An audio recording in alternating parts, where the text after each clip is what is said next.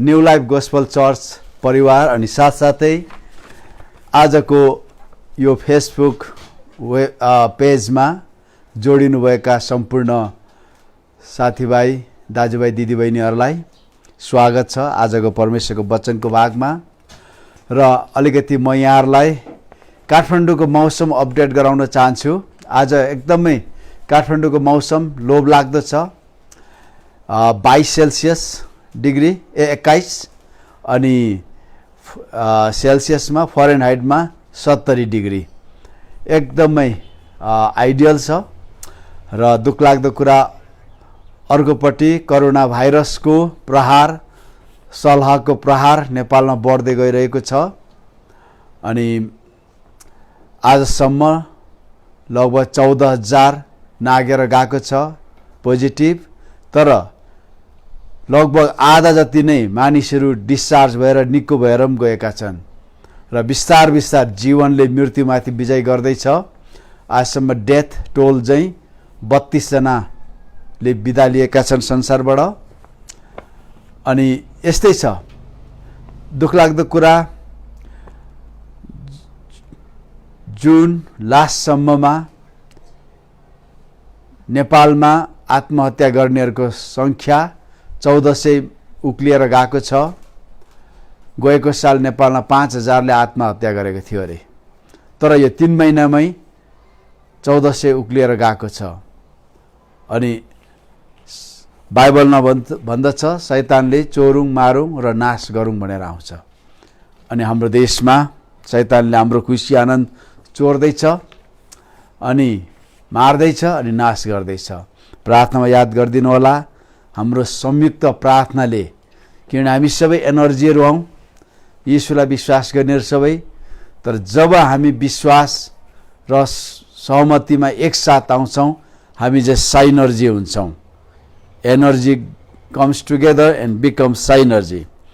यसकारणले गर्दाखेरि प्रार्थनामा याद गर्नुहोस्, हामीलाई सम्झिनुहोस्, हामी पनि तपाईहरुलाई सम्झिन्छौँ। आउनुहोस् आजको परमेश्वरको वचन हामी सुरु गर्नेछौँ। आज म तपाईहरुसँग बेसिक रूपमा व्यवस्था, अनुग्रह, विश्वास र आज्ञा पालनको बारेमा परमेश्वरको वचन लिएर आएको छु।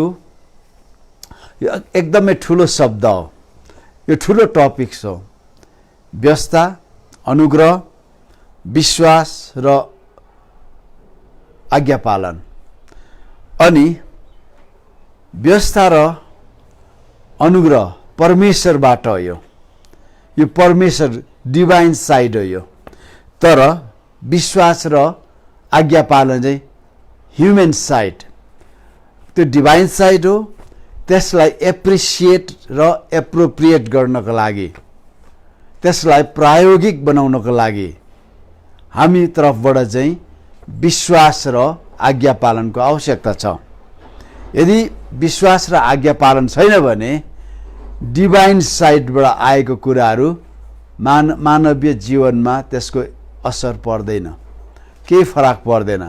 तपाईले आफूलाई हेर्नुहोस्, मलाई जहाँसम्म लाग्छ तपाईले तपाईका साथीहरूलाई हेर्नुभयो भने तपाईको बाल सखाहरू, तपाईको पेयर्सहरू, त्यो सानो सानोदेखि नै साथीभाइहरू सबै त प्रभुमा आएका छैनन्। सबै प्रभुमा आएका छैनन्। जहाँसम्म तपाई स्कुलमा सँगै पढ्ने तपाईको स्कुलको पनि मलाई लाग्छ 100% मा हार्डली 1.10% विश्वासमा आएको होला। तर बाँकी उनीहरू संसारमै छन्। अब तपाईले याद गर्नुहोस्, परमेश्वरबाट आएको साल्भेसन, उद्धार र अनुग्रह उनीहरूको लागि पनि हो। प्रेम परमेश्वरले जति तपाईलाई गर्नुहुन्छ त्यो संसारमा भएको तपाईको साथीहरूलाई पनि त्यति नै गर्नुहुन्छ।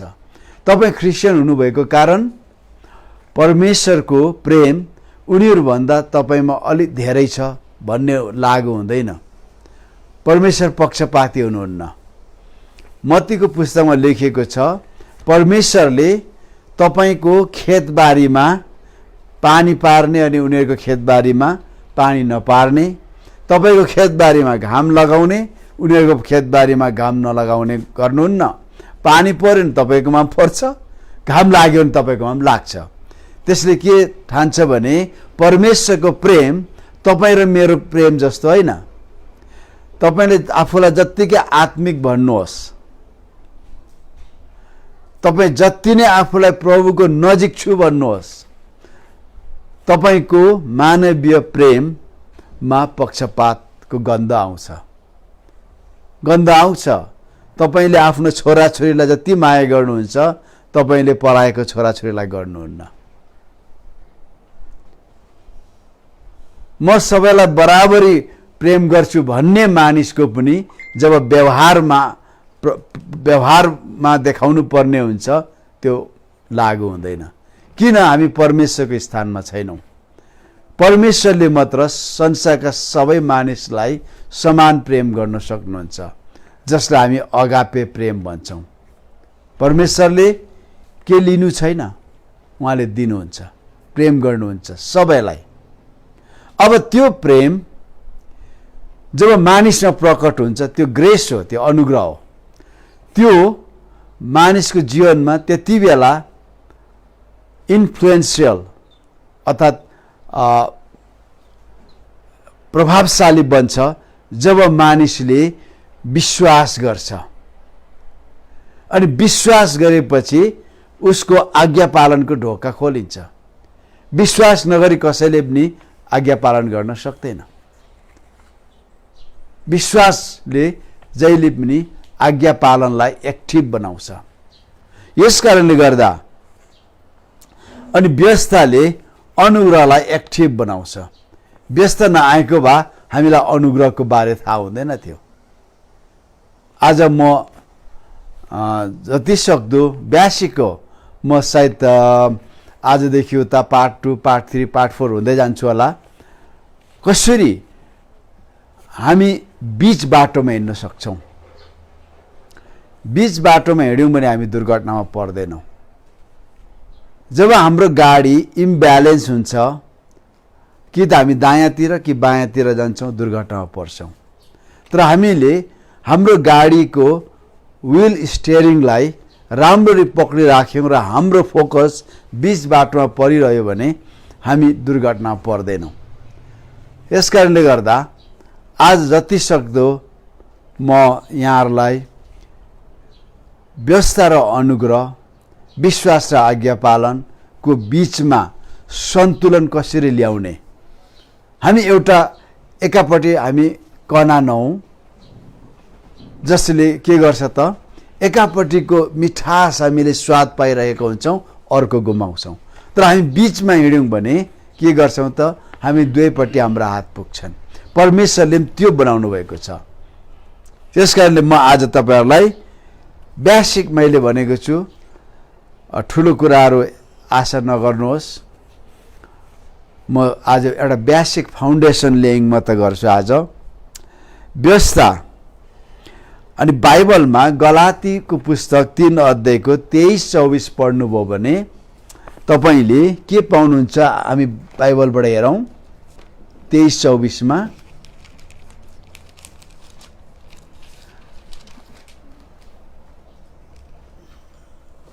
यहाँ यस्तो लेखिएको छ 23-24 मा, तर विश्वास आउनुभन्दा अघि हामी व्यवस्थाको सुरक्षामा राखिएका थियौं र हामीलाई पछि प्रकट हुने विश्वासको निम्ति राखिएका थियौं। 24 पदमा, त्यसकारण व्यवस्था चाहिँ ख्रीष्ट यीशुमा हामीलाई ल्याउने शिक्षक बन्यो ताकि हामीले विश्वासद्वारा हामी धर्मी ठहरिन सकौं। यसको मतलब के रहेछ त? व्यवस्था के रहेछ त? ख्रीष्ट यीशुमा हामीलाई ल्याउने, हाम्रो विश्वासलाई सुरक्षित राख्ने र ख्रीष्ट यीशुसम्म हामीलाई डोर्याएर ल्याउने शिक्षक रहेछ। के को लागि? पछि विश्वासद्वारा चाहिँ हामी के बन्न सकौं? धर्मी बन्न सकौं भनेर। व्यवस्थाको काम हामीले थाहा पाइहाल्यौँ के रहेछ त व्यवस्था ख्रीष्ट येशूमा हामीलाई डोर्याउने हाम्रो शिक्षक रहेछ।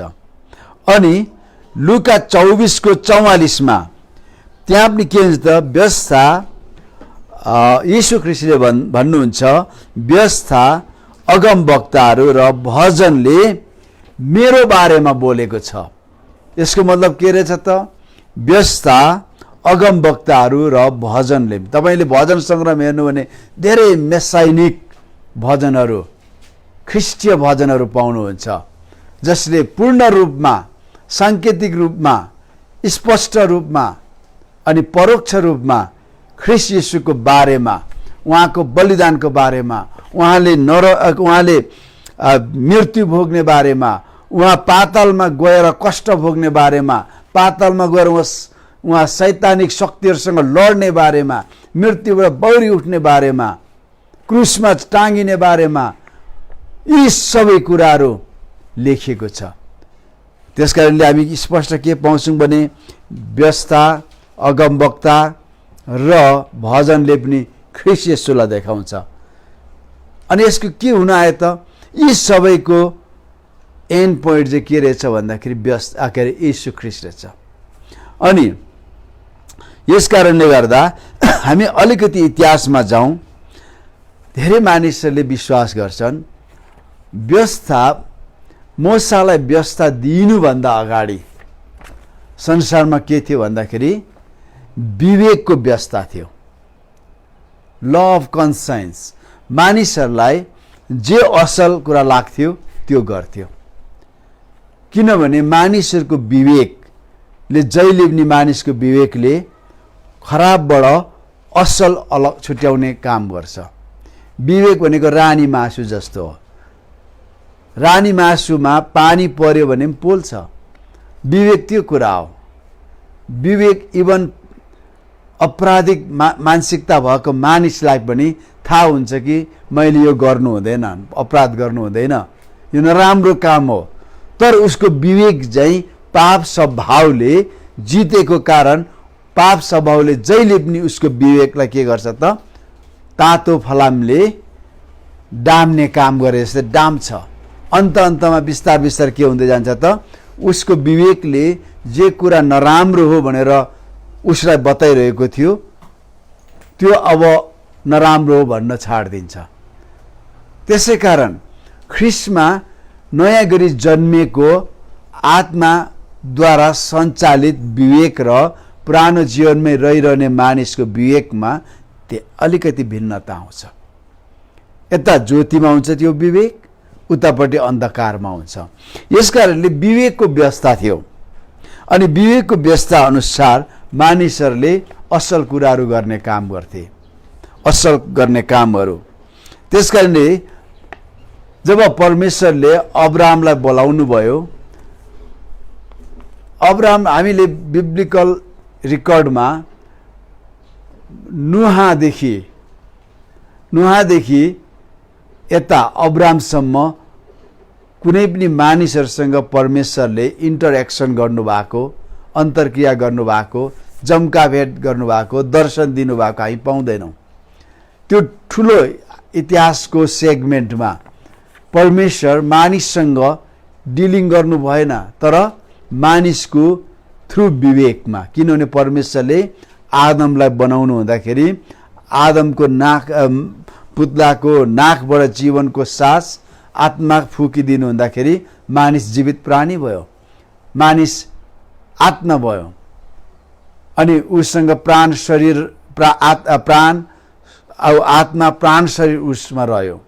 आत्मामा उसको विवेक, अन्तर्दृष्टि र संगति उसँग रह्यो भने उसको प्राणमा मन, इच्छा र भावना आयो र शरीरमा उसका 5वटा इन्द्रियहरू जसले भौतिक संसारसँग ऊ सम्पर्कमा आउन सक्थ्यो, ज्ञान बटुल्न सक्थ्यो। अनि ती सबै कुराहरू उसको प्राणमा स्टोर भएर बस्थ्यो र उसको आत्माले के गर्थ्यो त ती कुराबाट इन्फर्मेसन एक्सट्र्याक्ट गर्थ्यो, लिन्थ्यो र उसको आत्मामा विवेक, अन्तर्दृष्टि, संगति भएको कारण ऊ विवेकद्वारा असल र खराब छुट्याउँथ्यो अनि उसले अन्तर्दृष्टिद्वारा परमेश्वरको कुराहरू कति कुराहरू विदाउट एनी रिजन ऱ्यासनलाइजिङ होइन कुनै तर्क नगरिकन उसले थाहा गर्न सक्थ्यो र उसले परमेश्वर सङ्गति गर्न सक्थ्यो आफू जस्तो स्पिरिट बिइङसँग सङ्गति गर्न सक्थ्यो तर जब उसले पाप गर्यो के भयो त उसको विवेक अन्धकार भयो अब उसले ईश्वरीय कुराहरू छुटाउन सकेन त्यसकारण आज पनि परमेश्वरको राज्यदेखि बाहिरका मानिसहरू विवेकी छन् उनीहरू तर परमेश्वरको कुरा छुटाउन सक्दैनन् ठुला ठुला कुराहरू छुटाउन सक्छन् कतिपल्ट परमेश्वरको प्रकाशमा गलत ठहरिने कुराहरू उनीहरूको विवेकले सही ठहराइरहेको हुन्छ किन त्यो अन्धकारको सेगमेन्टमा छन् अब यता अन्तर्दृष्टि के भयो त अब यो अन्तर्दृष्टि चाहिँ अन्धकारमा आएको कारण आत्मा मरेको कारण अब यसले परमेश्वरको उपस्थिति र दुष्ट आत्माको उपस्थिति छुटाउन सक्दैन अब फेलोशिप तोडियो त्यसकारण उसले के गर्छ त उसको आत्माले अन्धकारका शक्तिहरूसँग फेलोशिप गर्न थाल्छ किन उसको आत्मा मरेको छ यसो हुँदाखेरि हेर्नुहोस् तपाईँ र म पनि हामी यहुदी नभएको कारण हामी व्यस्त नभएको कारण हामी बाइबल नभएको व्यस्तका कुराहरू ख्रिस्टमा आउनुभन्दा अगाडि हामीलाई थाहा थिएन अनि मैले अघि परमेश्वर जसरी पक्षपात गर्नुहुन्न इन्साफको दिनमा पनि परमेश्वरले पक्षपात गर्नुहुन्न हाम्रो हुनसक्छ तपाईँ जति जोडिनु भएको छ तपाईको पुस्तामा तपाईँ पहिलो क्रिस्चियन हुनुहुन्छ होला तपाईको बुवा हजुरबा जुजुबाहरूले ख्रिस्टको बारे सुन्नु भएन उहाँहरू बित्नुभयो तपाईलाई कस्तो लाग्छ त्यो इन्साफको दिनमा अब हाम्रो इन्साफ प्रभु येशूले गर्नुहुन्छ नामको लागि यदि हामी हाम्रो विश्वासलाई हाम्रो धार्मिकताको लुगालाई कायमै राख्यौं भने तर ती मानिसहरू जसले येशूको बारे सुनेन तपाईको ब्लड लाइनका पुराना सन्तति तपाईका पुर्खाहरूले अब इन्साफको दिनमा उनीहरूलाई परमेश्वरले इन्साफ गर्नुहुन्छ तर परमेश्वरले उनीहरूलाई बाइबलको व्यवस्था पल्टाएर इन्साफ गर्न सक्नुहुन्न किनभने व्यवस्था उनीहरूले पाएन व्यवस्था त मोसाबाट मात्र लागू भएर आयो मोसाको समयमा इजरायलीहरूलाई व्यवस्था पल्टाएर इन्साफ हुन्छ तर ती मानिसहरूको बारेमा नि जसले ईश्वरलाई चिनेन तर परमेश्वरले आदममा दिनुभएको विवेक त्यो विवेकको व्यवस्था अनुसार तिनीहरूको इन्साफ हुन्छ तपाईले रोमीको 2 अध्यायमा हेर्नुभयो भने त्यहाँ पाउनुहुन्छ रोमीको पुस्तकमा 14 देखि 16 पदसम्म तपाईले भरै ध्यान दिएर पढ्नुभयो भने त्यहाँ पाउनुहुनेछ जति पनि परमेश्वरको राज्यदेखि बाहिरका मानिसहरू आदमदेखि त्यहाँसम्मका मानिसहरू र जसले व्यवस्था पाएका थिएनन् ती सबै सेगमेन्ट ठुलो सेतो सिंहासनको अगाडि उनीहरूको विवेक अनुसार उनीहरूको इन्साफ हुनेछ विवेक अनुसार तर हाम्रो जतिले ख्रिस्ट येशूको बारे सुने विश्वास गरेनन् ख्रिस्ट येशूद्वारा इन्साफ गरिनेछ तिनीहरूलाई यसकारणले गर्दा परमेश्वरले व्यवस्था दिनुभयो अनि व्यवस्था दिनुको पहिले प्राइमरी पर्पज के भन्दाखेरि ख्रिस्ट येशूमा डोर्याइनुको लागि हो तपाईलाई थाहा होला ख्रिस्ट येशू आउनुभन्दा अगाडिका अगमवक्ताहरूले सबैले क्रुसलाई देखाइरहेका थिए येशू ख्रिस्ट मसिया संसारको पाप लिएर बलिदान हुने बारेमा हरेक कुराहरु सिम्बोलिजममा हैन व्यवस्थाका सिम्बोलिजममा सबैले ख्रिस्ट येशूले चाहिँ पाप बोकेर येशू हैन ख्रिस्टले चाहिँ हिब्रू भाषामा मेसायक भन्छ मेसायकले चाहिँ पाप बोकेर बलिदान हुनेछ यो कुरा देखाइरहेका थिए तर जब येशू ख्रिस्ट आउनुभयो के भयो त त्यहाँदेखि देखाउँदै आएका कुराहरू टर्मिनल भयो, त्यहाँ सकियो त्यहाँनिर। अब यहाँ ठुलो अहिले आर्गुमेन्ट छ, त्यसो भने व्यवस्था सकियो त? व्यवस्था सक्यो? म तपाईँहरूलाई भन्छु व्यवस्था सकिएन। तपाईँको चित्त बुझ्दैन होला। कति ठाउँमा तपाईँले हिब्रूको पुस्तक 9 अध्यायको 12मा होला सायद लेखेको छ, दोस्रोलाई स्थापित गर्न पहिलो चाहिँ के हुन्छ? खारेज भयो भनेको छ। अनि यो चाहिँ व्यवस्था, आत्माको व्यवस्थालाई, अनुग्रहको व्यवस्थालाई स्थापित गर्न मोसाको व्यवस्था सकियो भनेर कतिले यसरी परिभाषित गर्छ।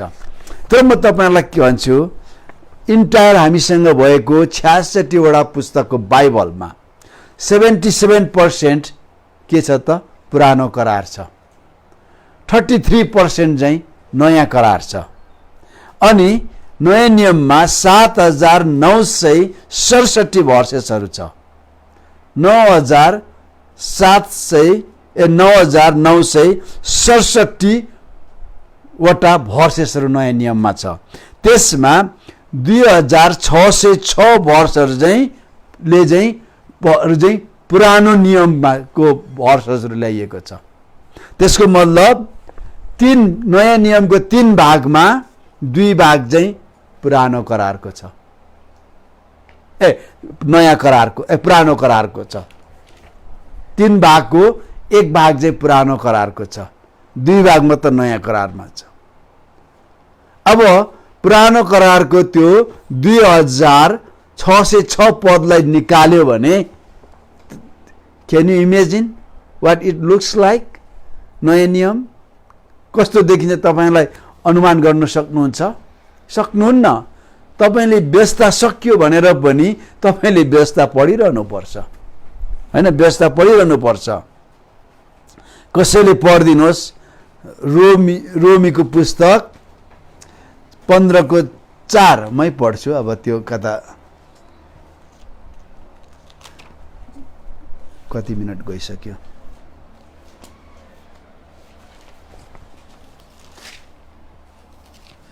पन्ध्रको 4 यहाँ यस्तो लेखिएको छ, किनकि जो कुराहरू पहिले लेखिएका थिए ती कुराहरू हामीलाई हाम्रो ज्ञानको लागि लेखिएको थियो र ताकि ती कुराहरूबाट हामीले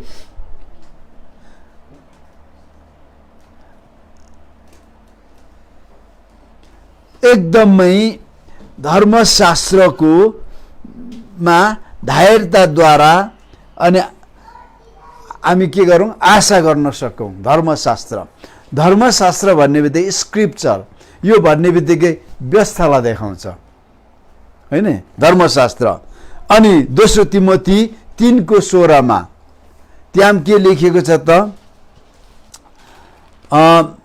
परमेश्वरको वचन भनेको छ होला सायद, तर त्यहाँ वास्तवमा के हो भन्दाखेरि 3:16 सबै धर्मशास्त्र परमेश्वरको प्रेरणाद्वारा दिइएको र यो शिक्षाको लागि, सिद्धान्तको लागि या शिक्षाको लागि फाइदाजनक छ, अनि सच्याउनको लागि, अर्थी दिनको लागि, अनि धार्मिकताको लागि निर्देशन दिनको लागि फाइदाजनक छ भन्छ। यो अल स्क्रिप्चर, सबै धर्मशास्त्र परमेश्वरको प्रेरणाद्वारा आएको भन्छ। यो प्रेरणालाई कतिपल्ट अङ्ग्रेजीमा ब्रीथ भनेको छ, परमेश्वरको सासद्वारा आएको भनेर भन्छ। अनि तपाईँले सोच्नुहोस्, परमेश्वरले आफ्नो प्रेरणाद्वारा मानिसलाई दिनुभएको कुरा उहाँले कसरी खारेज गर्नुहुन्छ होला? कसरी खारेज गर्नुहुन्छ? अनि मत्ती 5:18 मर्कुस 24:35 मत्ती 24:35 मर्कुस 13:31 स्वर्ग टलेर जानेछ, बितेर जानेछ, पृथ्वी टलेर जानेछ, बितेर जानेछ, तर व्यवस्थाको कुरा बितेर जानेछ? बितेर जाने छैन भनेको छ। मर्कुसमा चाहिँ मेरो वचन बितेर जाने छैन भनेको छ। व्यवस्था टलेर जाने छैन। इभन ऐटा भनेको एउटा पङ्क्चुएसन, एउटा थोप्लो पनि, एउटा जट पनि बितेर जाने छैन भन्छ। यसको मतलब के त? व्यवस्था बितेर जाने छैन। प्रियहरू, आज हाम्रो माझमा अनुग्रह आयो, अब व्यवस्था गयो भन्छ। व्यवस्था गएको छैन। यदि तपाईँले व्यवस्था गयो भन्नुहुन्छ भने मलाकीको पुस्तकदेखि अगाडिको तपाईँले नयाँ नियम मात्रै लिएर हिँड्नु पर्यो। र नयाँ नियमबाट पनि तपाईँले 2606 वटा पदहरू तपाईँले क्रस गर्नु पर्यो। र तपाईँले त्यो 2 भाग मात्रै लिएर प्रचार गरेको परमेश्वरको वचन जहिले पनि अपूर्ण हुन्छ। तपाईँको सिद्धान्त बन्न सक्दैन। हेर्नुहोस्, यसकारणले व्यवस्था बितेको छैन। बितेर गयो भनेर हामी त्यो बितेर गएको कुरालाई बोकेर हिँड्न सक्दैनौँ। के चाहिँ बितेर गयो त? म तपाईँहरूसँग आज अलिकति चर्चा गर्छु। व्यवस्थालाई जानकारहरूले, विद्वानहरूले 4वटा टाइप, वास्तवमा 3टा टाइप, 3टा क्याटेगोराइज गरेको छ। म 4टा गरिरहेको छु मैले यहाँनिर। सबैभन्दा पहिले परमेश्वरले मानिसलाई, किनभने पहिले व्यवस्थामा सबै कुराहरू एक्सनमा हुन्थ्यो। एक्सनमा, किन मानिस नयाँ गरी जन्मेको थिएन। मानिस आत्मिक प्राणी त थियो, तर उसको आत्मा मरेको कारण, परमेश्वरसँग अलग भएको कारण मानिसको आत्माले परमेश्वरको आराधना गर्न सक्दैन थियो। अनि मानिसले के गर्नु पर्थ्यो त? व्यवहारमा गर्नु पर्थ्यो, वर्कमा गर्नु पर्थ्यो। अनि पहिलो ल चाहिँ के थियो? सेरेमोनियल ल। सेरेमोनियल ल भनेको विधि विधानको व्यवस्था होइन। यसले चाहिँ यो चाहिँ कस्टम्स होइन, यो चाहिँ चलन चल्ती, संस्कृति, धार्मिक विधि विधानहरू यसमा आउँछ। अनि परमेश्वरलाई आराधना गर्नको लागि अहिले जस्तो हामी घुँडा टेकेर उता पर गएर येशूको नाममा परमेश्वरलाई आराधना दिए त्यस्तो हुँदैन थियो। परमेश्वरलाई आराधना गर्ने मानिसले बलिदानहरू लिएर आउनु पर्थ्यो। अनि बलिदान पनि त्यसै गरेर हुँदैन थियो। त्यहाँनिर के अरे अर्ध बलिदान होइन, अनि के पाप बलि, अर्ध बलि, धूप बलि, विभिन्न, त्यतिले पनि भएन। अनि फेरि डोल्याउने बलिदान थियो होइन। त्यो बलिदानको खुट्टा साँप यसरी हल्लाउनु पर्ने थियो, केहरू हल्लाउनु पर्ने थियो, बोसो हल्लाउनु पर्ने थियो, त्यो वेभ अफरिङ होइन, विभिन्न विधि विधानहरू थियो। यी सबै कुराहरूले परमेश्वरलाई कसरी आराधना गर्ने त? कसरी परमेश्वरलाई पूजा गर्ने, यो कुराहरू थियो। हेर्नुहोस्, परमेश्वरले के गर्नुभयो? ख्रीष्ट येशूमा उहाँले यसलाई के गर्नुभयो त? पुरा गर्नुभयो। ख्रीष्ट येशू क्रुसमा टाँगिनुभयो, उहाँ बलिदान हुनुभयो। त्यो बलिदानले ख्रीष्ट येशूको पाप बोकेर जाने, क्रुसमा चढ्ने बलिदानलाई देखाउँदथ्यो। उहाँ सिद्ध बलिदान हुनुभयो, क्रुसमा टाँगिनुभयो। यीशुले आफू बलिदान हुनुभन्दा अगाडि भन्नुभएको तपाईँलाई याद छ होला आराधनाको बारेमा। यूहन्ना 4:23-24 परमेश्वर आत्मा हुनुहुन्छ र परमेश्वरले उहाँलाई आत्मामा र सत्यतामा पूजा गर्ने मानिसहरूलाई खोज्दै हुनुहुन्छ। 24 पदमा परमेश्वर आत्मा हुनुहुन्छ र परमेश्वरलाई आराधना गर्ने मान्छेले आत्मा र सत्यतामा आराधना गर्नुपर्छ, पूजा गर्नुपर्छ। आज हामीले क्रिस्चियन टर्मिनोलोजीहरू जन्माएका छौँ। अब हामी पूजा गर्नुपर्छ भन्दाखेरि हामीले के सोच्छौँ भने त्यो त हुँदैन, परमेश्वरलाई चाहिँ पूजा भन्नु हुँदैन, आराधना भन्नुहुन्छ। आराधना अङ्ग्रेजीमा वर्शिप भन्यो भने पूजा हो। अनि अलिकति साहित्यिक होला या अलिकति ठुलो शब्द होला, अलिकति शास्त्रीय शब्दमा उपासना, आराधना भन्ने कुराहरू भएर आउँछ। अहिले हाम्रो सेवा सङ्गति सम्मेलनमा जम्मा के हुन्छ भने सबैभन्दा पहिले बिहान उठ्ने सूचनामा के हुन्छ त? नोटिस के रुटिनमा समय तालिकामा बिहानै उठ्ने, त्यहाँदेखि चिया पिउने, त्यहाँदेखि उपासना गर्ने, अनि त्यहाँदेखि खाजा खाने, अनि प्रेजेन्ट वर्शिप गर्ने, त्यहाँदेखि वचन सुन्ने, ब्रेक गर्ने समय तालिका त्यस्तो हुन्छ।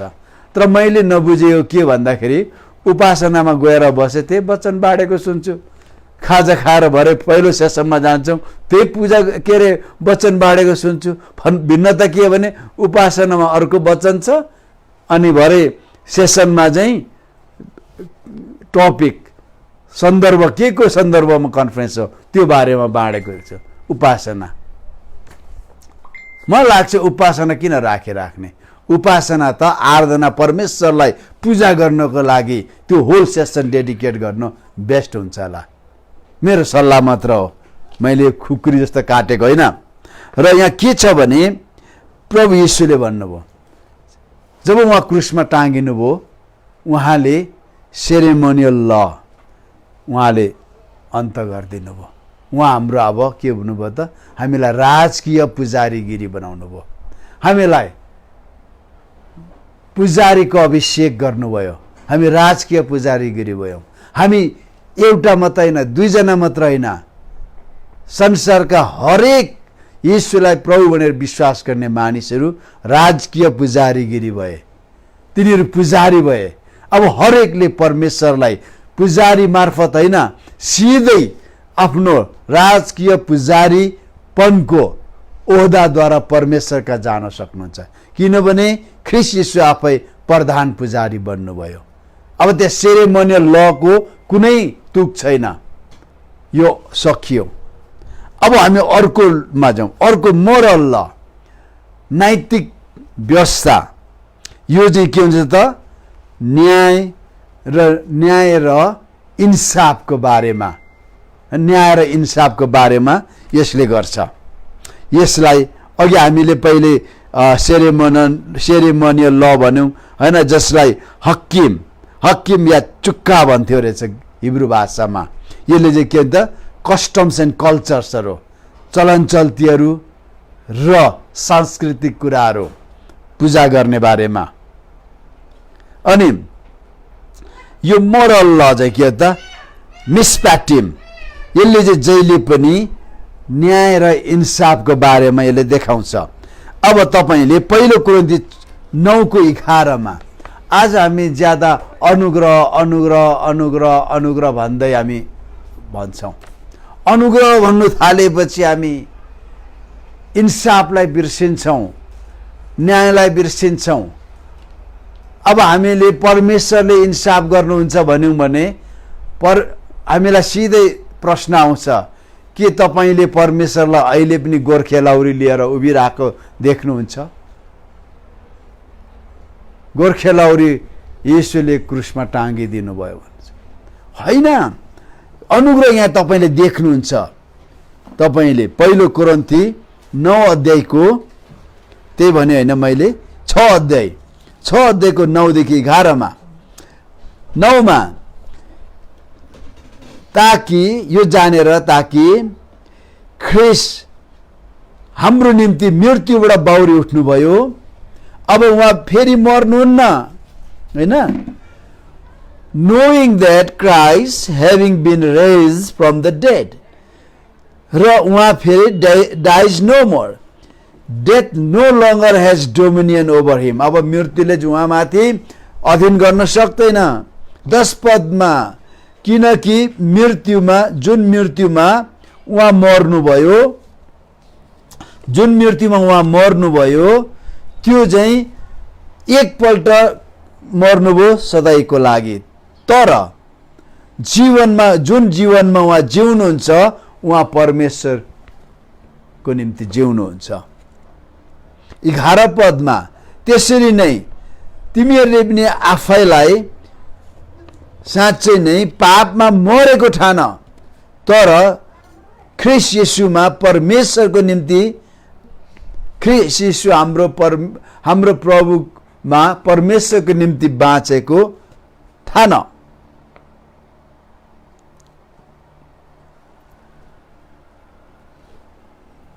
अहिले मैले मिसफायर गरी पठाएँ क्या हो।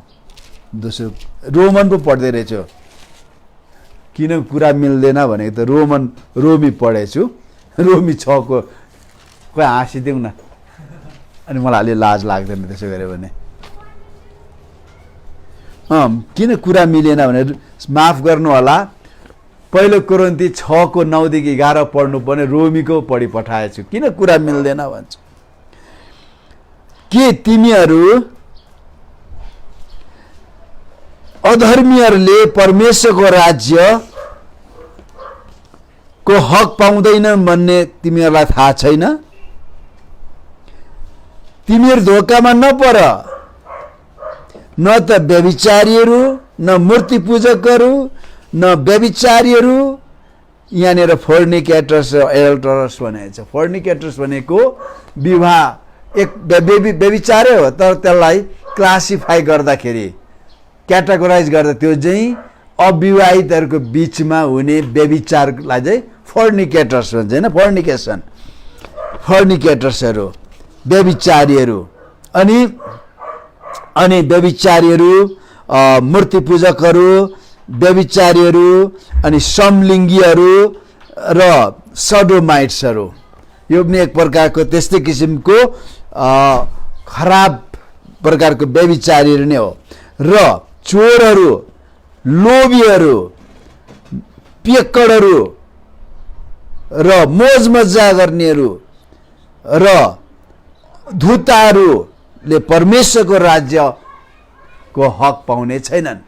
अब हेर्नुहोस्, यो पापको श्रृङ्खला हेर्नुभयो भने तपाईँले यसो हेर्नुहुन्छ, व्यभिचारी म छुइनँ, अनि मूर्ति पूजक म छुइनँ, अर्को व्यभिचार म छुइनँ, समलिङ्गी म छुइनँ, अर्को खालको व्यभिचार म छुइनँ, चोर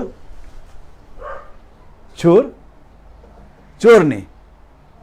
अब सबैको अगाडि म छुइनँ भन्नुहुन्छ, तर तपाईँले मलाकीको पुस्तक 3 अध्यायको 8-9 हेर्नुभयो भने, त्यो याद भयो भने, छुइनँ, मनमा नै चाहिँ 10 अंश चोरेकै छु। अनि लालची हुनुहुन्छ कि हुनुहुन्न? छुइनँ। हेर्नुहोस्, सबै मान्छेले यस्तोहरूले परमेश्वरको राज्यको हकवाला हुन सक्दैन। ख्रीष्ट येशूमा आउनुभन्दा अगाडि हामी सबै थियौँ यस्तो, हामी सबै थियौँ। कुनै न कुनै प्रकारले हामी यो पापहरूको यो जुन लिस्टमा छ, सूचीमा हामी पढ्थ्यौँ हामी। तर त्यो पढे तापनि त्यो व्यवस्था हो, त्यो पढे तापनि अनुग्रह कसरी आयो त ख्रीष्टमा? यस्ता तिमीहरू थियौ, तर तिमीहरू धोइयौ, तर तिमीहरू पवित्र गराइयौ, तर तिमीहरू प्रभु येशू ख्रीष्टको नाममा धर्मी तुल्याइयौ, प्रभु येशू ख्रीष्टको नाममा र परमेश्वरको आत्माद्वारा धर्मी तुल्याइयौ। हालेलुया। हामी सबै थियौँ। त्यसको मतलब के हो त? व्यवस्थाले सूचीमा राखेको पापहरूमा हामी सबै थियौँ, तर के हुन सक्दो रहेछ? अनुग्रहमा हामी परमेश्वरको राज्यमा जानको लागि योग्य बनाइन सकिँदो रहेछौँ, शुद्ध पारिन सकिँदो रहेछौँ, धर्मी तुल्याइन सकिँदो रहेछौँ। हाम्रो प्रभु येशू ख्रीष्टको नाममा र परमेश्वरको आत्माले हामीलाई धर्मी तुल्याउन सक्दो रहेछ। हेर्नुहोस्, त्यहाँ व्यवस्था र अनुग्रह सँगसँगै छ। मलाई धेरै वर्ष अगाडि फेसबुकमा देखेँ, एउटा परमेश्वरको दासले लेख्नु भएको रहेछ, the holy spirit told me there is no grace in the old testament भनेछ। म हल्लिएँ, अरे कसरी? किन पुरानो हिब्रू भाषामा खासेद भन्छ, खासेद परमेश्वरको करुणा, कृपा। तपाईले अनुग्रहलाई कृपा पनि भन्न सक्नुहुन्छ।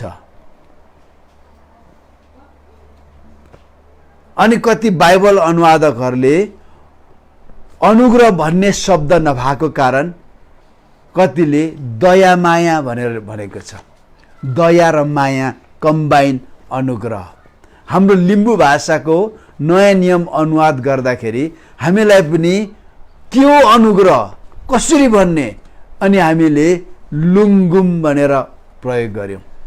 लुङमा तुकमा भन्ने चाहिँ दया देखाउनु भन्ने हो, अनि त्यसले दयाले छोप्नु, दयाले ओथार्नु भन्ने कन्सेप्टबाट हामीले अनुग्रहलाई लुङगुम भनेर लिम्बू भाषामा ल्यायौँ। धेरैमा यो छैन, तर सहरै बुझ्नु भने हामीले परमेश्वरको कृपालाई अनुग्रह भनेर ठुलो नबुझिने शब्द बनाएका छौँ। सामान्य विश्वासीले बुझ्दैन, अनि त्यही माथि अनुग्रहको बढी बढाइ हुनु थालेपछि सामान्य विश्वासीहरूले अनुग्रह भनेको त अर्को परमेश्वर पो रहेछ भन्नेमा जान्छन्। त्यसकारण हामीले शब्दहरू खेलाएर हामीले बुझ्नै नसकिने बनाउन आवश्यक छैन। अनुग्रह भन्ने बित्तिकै कृपा भनिदिनुहोस्, अनि त्यसलाई व्याख्या गर्दाखेरि वाट इज द ग्रेस, सबैले भन्छ unmerited favour. Unmerited, you are not worthy, you are not worthy to receive anything, but God has shown you merit, love, and He has provided in the expense of the death of Jesus Christ. That a grace हो, त्यसलाई कृपा भन्नुहोस्। हेर्नुहोस्, हामीले क्रिस्चियनहरूले मात्र हामीले ग्रेसलाई धेरै गाह्रो शब्द बनायौँ। बाहिर भने अनुकम्पा पनि भन्छ, अनुग्रह मात्र भन्दैन, ग्रेसलाई अनुकम्पा भन्छ, कृपा भन्छ, दया माया भन्छ।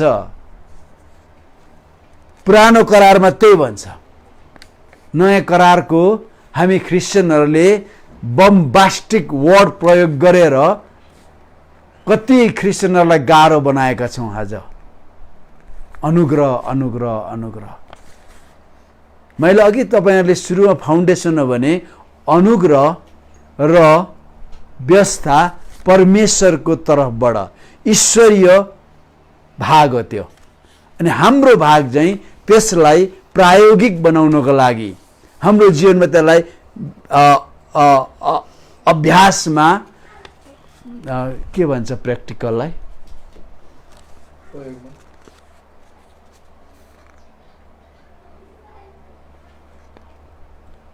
अभ्यासजन्य बनाउनको लागि हामीले के गर्नु पर्यो, त्यसलाई एप्रोप्रिएट गर्नु पर्यो। धेरै शब्दहरू आउँदैन, इङ्ग्लिसको ज्ञाता पनि भयौँ न, नेपालीको हामी जहाँ आदि भएछौँ। प्रायोगिक बनाउनुको लागि, व्यवहारिक, यस व्यवहारिक बनाउनुको लागि हामी के गर्छौँ त, विश्वास गर्छौँ अनि आज्ञा पालन गर्छौँ। अनि यस कारणले गर्दा हामीले जान्नु पर्यो, हामी सेरेमोनियल ल, विधि विधान, आराधनाको पूजा आजाको विधि विधान कसरी काट्ने, कसरी गर्ने, कुन दिन आउने, के गर्ने, ख्रीष्ट येशू क्रुसमा टाँगिनु भयो, उहाँले त्यो अन्त गर्नुभयो। अब उहाँलाई हामी आराधना के गर्छौँ, आत्मा र सत्यतामा गर्छौँ। तर आज आराधना गिटार छैन भने हुँदैन, ड्रम छैन भने हुँदैन, गिटार पनि एकोस्टिक अरे, लिड अरे, बेस अरे, अनि के हुन्छ अरू, होलो अरे, खाल खालको गीत बाजा गाजाहरू चाहिन्छ। अनि तर आत्मा र सत्यतामा। अब दोस्रो मोरल ल, नैतिक, जसलाई मिसप्याटिम भन्छ। यो चाहिँ व्यवस्था र त्योसँग मैले अघि तपाईँहरूलाई भनिसकेँ होइन। अब तेस्रो मोरल ल चाहिँ कहिले पनि अन्त हुँदैन। यदि तपाईँले नैतिक व्यवस्थाले दिएको नैतिक आज्ञाहरू, नैतिक व्यवस्था तपाईँले अन्त गर्नुभयो भने तपाईँले 2606 जुन तपाईँले नयाँ नियममा व्यवस्थाबाट पाउनु भएको पदहरू सबै अन्त भयो भने तपाईँसँग बाँकी केही पनि रहँदैन। नचोर्नु, नढाँट्नु, यो कुराहरू। अनि मोरल ल अन्त भएको छैन। डाइटरी ल, खानपिनको व्यवस्था तपाईँले लेवीको पुस्तक 11 देखि 19 पदसम्म तपाईँले पाउनुहुन्छ। 11 अध्याय लगभग 11 अध्याय होल होइन, के खाने के नखाने 12 मा के खाने के नखाने सबै कुराहरू। तर अब तपाईँ नयाँ करारको विश्वासी भएको कारण ती सबै तपाईँले बार्नु पर्दैन। परमेश्वरले विवेकको व्यवस्थाको युगमा नोआको समयमा उहाँले एकपल्ट मासु मांस पनि खाने अनुमति दिनुभयो, खाँदै आए। तर मोसाको व्यवस्थामा आएपछि परमेश्वरले क्याटेगोराइज गर्नुभयो, कुन खानुहुन्छ कुन खानु हुँदैन, पशु पन्छी माछा उड्ने सबै कुरामा। तर त्यो चाहिँ के त लक्ष्य थियो त भन्दाखेरि त्यसले पनि मानिसहरूलाई शुद्धतामा लानको लागि थियो। तर जब ख्रीष्ट यीशु आउनुभयो, तपाईँले प्रेरितको पुस्तक 15:20 मा पाउनुहुन्छ कि 4टा कुरा मात्र, रगतसँग नखाऊ, बलिदान चढाएको नखाऊ, भनेपछि बाँकी सबै रुचि अनुसार खानुहुन्छ, स्वास्थ्यले दिए अनुसार खानुहुन्छ भनेर डाइटरी ललाई ख्रीष्ट यीशुले को आगमनले त्यो सक्यो। प्युरिफिकेसन ल मरो नानी जन्मिँदाखेरि होइन, मासिक धर्म हुँदाखेरि बलिदान अनि मरो परोमा छुँदा वर्दा जुन अशुद्धता हुने कुराहरू, ती सबै कुराहरू चाहिँ पनि उहाँले अन्त गरिदिनु भयो। सबै मानिसहरू केबाट शुद्ध हुने रहेछन्? प्रार्थनाद्वारा शुद्ध गरिन्छ। तिमोथीको पुस्तकमा प्रार्थनाद्वारा, वचनद्वारा, यूहन्नाको पुस्तकमा वचनद्वारा प्रार्थनाद्वारा शुद्ध हुने भएको कारणले त्यो प्युरिफिकेसन ल पनि सक्यो। तर अहिले पनि मोरल ल एक्जिस्टेन्समै छ। मोरल ल तपाईँले विश्वास गर्दैमा ख्रीष्ट यीशुमा पाउनु भएको अनुग्रहको बीचमा कन्फ्लिक्ट र क्लास पर्दैन। हेर्नुहोस्, कहिले पनि पर्दैन, किनभने सबै परमेश्वरबाट आएको। अब म क्लोज गर्दैछु। हिब्रू 9:14 मा सबैभन्दा प्युरिफिकेसन कहाँ चाहियो भन्दाखेरि हाम्रो कन्साइन्समा चाहियो, विवेकमा। अनि ख्रीष्ट यीशुको रगतले म अशुद्ध भएँ, किन के कारणले मैले यो कुरा नछुने कुरा छुएँ, त्यस कारण म अशुद्ध छु। यो मासिक धर्म आयो, म अशुद्ध छु। यो मरेको मान्छे छुएँ, म अशुद्ध छु। मलामी गएँ, अशुद्ध छु भन्ने जो विवेकमा आउने सबै कुराहरू ख्रीष्ट यीशुको रगतले शुद्ध गरिसकेको छ। अनि प्रेरित 21:26 मा पनि त्यस कारणले गर्दा, तर मोरल ल, नैतिक व्यवस्था अहिले पनि पावरफुल्ली लागू भइरहेछ। यसलाई हामीले नयाँ करारसँग अलग राख्न सक्दैनौँ, किनभने यो चाहिँ के हो त, मानिसहरूको सामाजिक अनि यो चाहिँ हाम्रो छरछिमेकी सामाजिक पति पत्नीको रिलेसन, छोराछोरीको रिलेसन, योले हाम्रो वरि सबै एम्बियन्सहरूलाई समेटेको हुन्छ। त्यस कारणले मोरल ल सिद्धिएको छैन।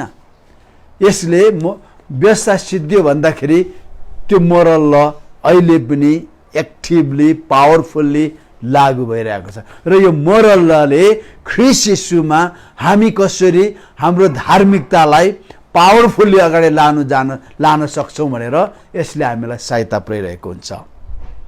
र म अर्को समय यो हप्ता बिचमा म अनुग्रहमा, विश्वास र आज्ञा पालनमा आउनेछु। परमेश्वरले तपाईँहरूलाई आशिष दिनुभएको होस्। कहिले पनि तपाईँ म व्यस्त रहेछु भनेर, तर तपाईँले कुन व्यवस्था चाहिँ मेरो जीवनमा अब लागू हुँदैन, तर कुन व्यवस्था चाहिँ मेरो जीवनमा लागू हुन्छ भनेर आजको सन्देशले तपाईँले थाहा पाउनुभयो होला भनेर म तपाईँले थाहा पाउनु आशा गर्छु। र अर्को बाजी, हाम्रो माझमा एकदम सुनिने sin consciousness, righteousness consciousness, grace consciousness भनेको पापको सचेतना, धार्मिकताको सचेतना, अनुग्रहको सचेतना हामी सुनिरहेका छौँ। अनि मलाई थाहा छ कति विश्वासीहरूले यो के भन्न खोजेको थाहा पनि छैन, अनि कति प्रचारकहरूले मैले के भन्न खोज्दैछु भन्ने थाहा पनि छैन। किनभने हामीले प्रयोग गरेको शब्दले कतिपल्ट मानिसहरूमा उल्टा असर पनि पर्छ। यो बारेमा म अर्को बाजी आउनेछु। परमेश्वरले यहाँहरूलाई आशिष दिनुभएको होस्। सबैलाई जय मसीह।